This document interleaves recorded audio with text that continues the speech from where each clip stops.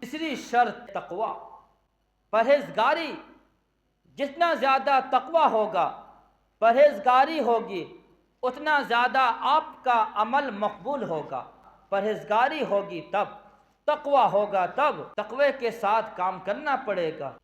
پروردگار عالم اس انسان کے عمل کو مقبول بناتا ہے، قبول کرتا ہے، جس انسان کے اندر تقوی ہو، پرہیزگاری ہو۔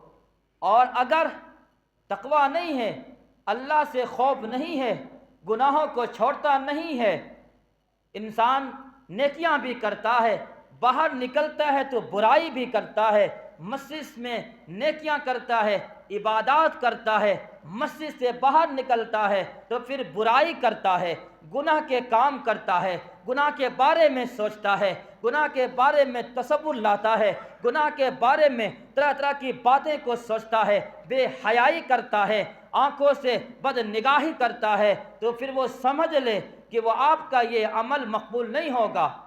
عمل کے مقبول ہونے کے لیے پرہیزگاری ضروری ہے۔